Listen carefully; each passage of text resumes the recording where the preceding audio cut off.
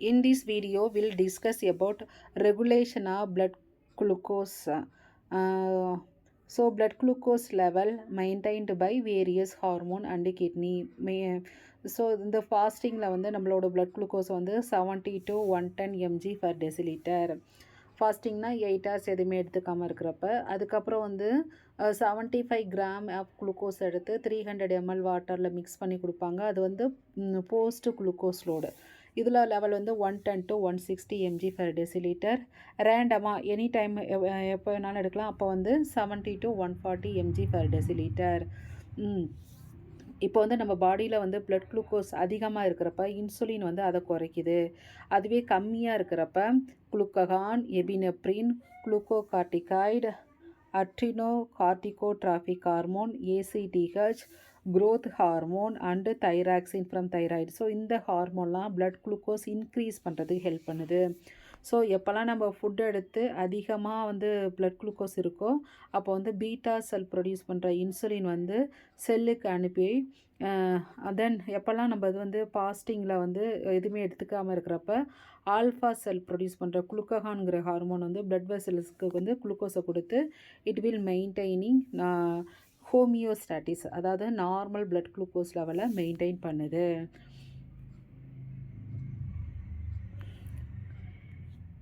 இப்போ வந்து insulin lower blood glucose by increasing uptake of glucose. எப்படி வந்து இன்சுலின் ஹார்மோன் வந்து அப்படின்னா எப்படி குளுக்கோஸ் வந்து குறைக்குதுன்னு சொல்லி பார்த்தா அதிகமான குளுக்கோஸ் எடுத்து செல்லுக்கு கொட்டி கொடுக்கும். ஓகேவா? அந்த முறையில் வந்து இது வந்து கண்ட்ரோல் பண்ணுது.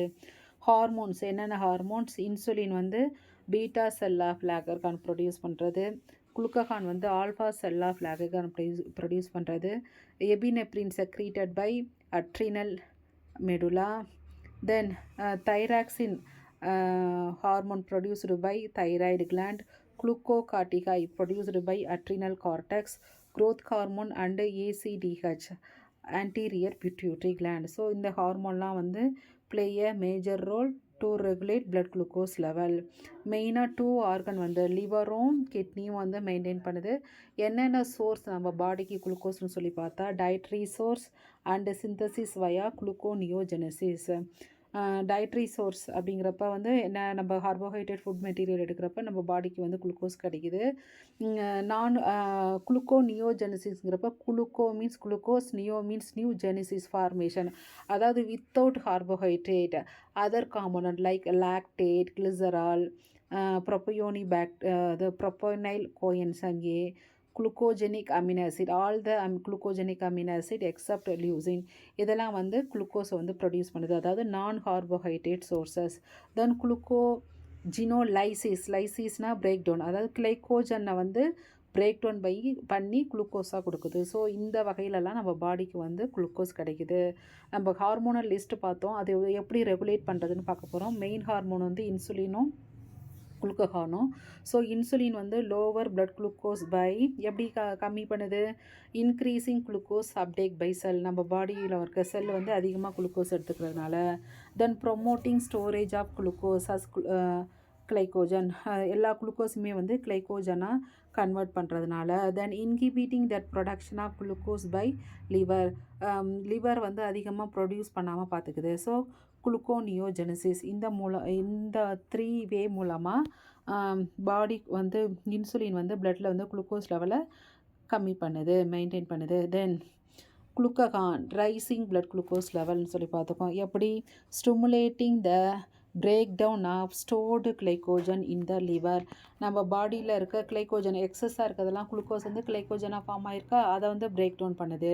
ஸோ லைசிஸ்னால் break down, glycogenolysis. Then promoting glycogenolysis, இது வந்து குளுக்கோஜினோலைசிஸை வந்து ப்ரொமோட் பண்ணுது.